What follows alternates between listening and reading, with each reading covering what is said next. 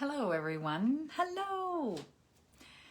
How is everybody doing today? Welcome. Today I'm going to talk about the 5 things that happened for me when I stayed more present.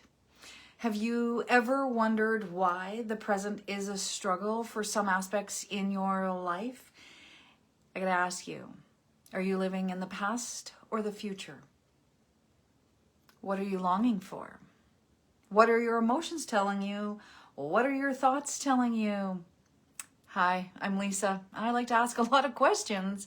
I am the host of We're Here for the Human Experience, where I help people shift their mindset, embrace their inner wisdom, and create healthier lives with our mind and our energy. When we live in the past, I just got to cover this. When we live in the past, when we live in the past, we are reliving, which also includes our emotions, all the hurts, the anger, the whys. We actually drag it to the present, which then it presents itself as if it's happening right now, because our body and brain does not know that we're only actually replaying a memory. We're replaying a memory. And so whatever that memory is, good or bad, it will then mirror that in our external world. And the universe only speaks in vibration, frequency, and emotions. So what are we vibing, right? When we live in the future, we may be thinking, what if? What if?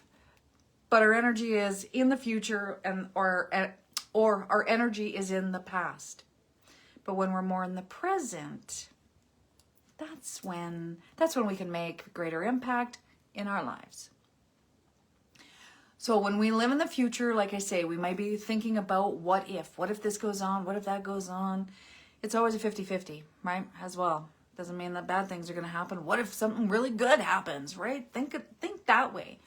We can also, what happens too is we zone out or disassociate when life gets really challenging. Many of us do that. Many of us, that's just based on, what's the words I'm looking for? It is based on when we disassociate or zone out, it's because, it's being uncomfortable. And potentially it's just a trauma response from when we were kids. We've learned it because everything we learn. Or the vibrational patterns of things we get really when we're children. That's another subject, and that's another video. What we actually think and feel creates our life, literally creates our life. What we think and feel creates our life. So if we're still thinking about the past, then that's being exhibited here in the present. I don't know if that's a thing you want. I know for me, sometimes it's not. I don't want the past still being in my present. There are 2 different times and timelines as well. And so we're definitely not the people that we were in the past and not sure about the future as of yet. Although when we're in the present, we are impacting our future. So are we dragging the past with us to push into the future? That's the question.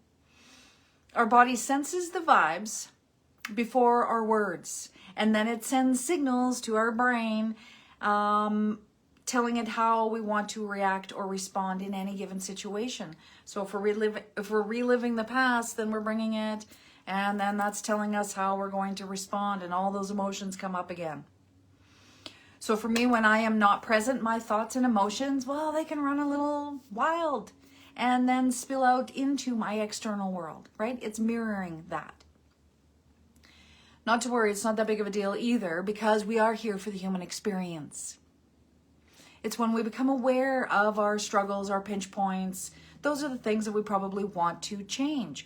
Or are we bringing that still from the past, right? Some of the stuff I don't want to bring stuff from the past. I purge stuff out all the time.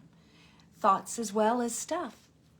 So 5 things that happened when I stayed more present. I became a better listener. I was better able at holding space for others and myself. I wasn't always trying to fix things. especially being an empath, we always want to fix things. More inner awareness to what and how my body was feeling in those situations. I felt more authentic and allowing. It's a freeing feeling. Here's 5 more things that happened. I spent less time ruminating about the past and worrying about the future, so I'm more focused on what I'm doing in this moment, even if that's doing the dishes, whatever, getting groceries, it doesn't matter, working. I am staying more focused in the present. Yes, my mind wanders off, and that's normal, it does. But it's about bringing it back in and being more conscious and aware instead of having it let it wander off and build crazy scenarios and all kinds of stuff. You guys know what I'm talking about. So it's so less time ruminating, learning how to stay present when the present is uncomfortable. That's the thing, and not disassociating. It's being in that moment. So when things are uncomfortable, I usually like to just take a deep breath if I'm aware. Sometimes we're not, and that's okay. Because we always have time to shift it later, figure things out. It's about just staying in that present when we can. Because we're here for the human experience. Woo, right? How exciting is this? We get to learn and grow and expand. And that doesn't always mean that we're bringing the past with us into the present. I learned also to review the past with the knowledge I have as an adult. And it gave me new perspectives, and it began to release the held emotions. Those are the catalysts, right? Those emotions of the hurts, the angers, all that stuff that is there.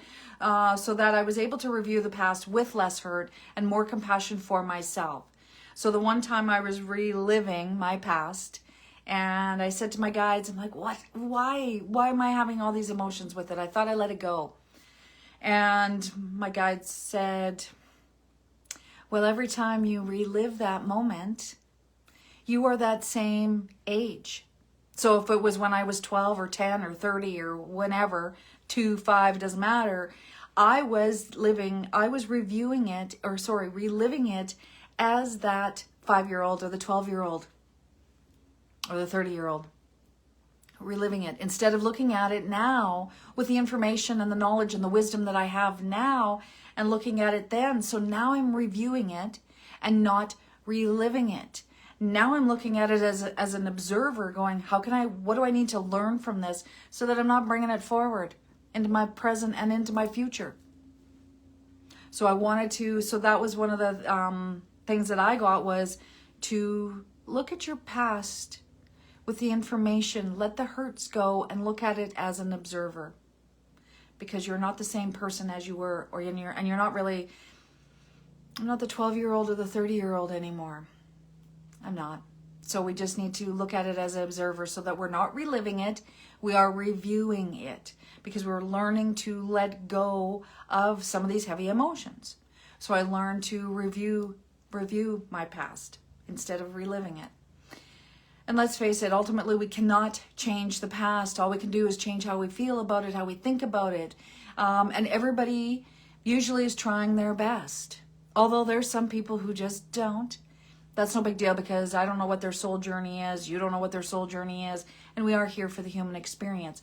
It all comes down to the choice is yours. And how much do you want to drag into the present of your past or the what if of the future? It's a choice. I don't have to bring it with me. I don't. And because some people don't, people are there to help us learn and grow. Situations are there to help us learn and grow. So how much do I want to bring in? What's going to benefit me now? Not the hurts. Can I be that observer, right? It's much easier. It gets easier as we learn to be the observer, because then I can sort things out better for myself. So ultimately, it's how do I want to feel about them now? How do I want to feel about the past now? I have that choice. How do I want to feel about the future now? Do I want to be ruminating on the past all the time and bringing and stirring and then have it exhibit in my actual now life? For me, no, I'm not into that. So it is about how do I want to feel about all that stuff. past or future, how do I want to feel about it now? And life is always about in the present and in the now. We've been trained to be distracted, thinking about everything else outside of ourselves instead of checking in. Life is always about the now. Check in with yourself. A question to ask yourself. Another question. This is how you get to learn about yourself. How much do you want to change? And what would you like to change? For me, I feel better when I'm more in the present and engaging in my tasks and the interactions I'm having. I'm spending less time in my past and my future because they're not now. They're just not now. But if I'm thinking about them, then I'm bringing them into the now. It's created greater focus for me, more clarity, less distractions, and it's easier to bring my focus back because I've learned the tools and to be in that, just to take a moment. Ask yourself the questions. That's a tool. So as we learn to live in the present, we are less likely to be blindsided. We have better emotional regulation. We can stay more present because we're focusing on it. We're not being so distracted. And when life gets more stressful, we can navigate it more consciously. It is our GPS, our check engine light, our guide, our intuition. We are given these signs all the time.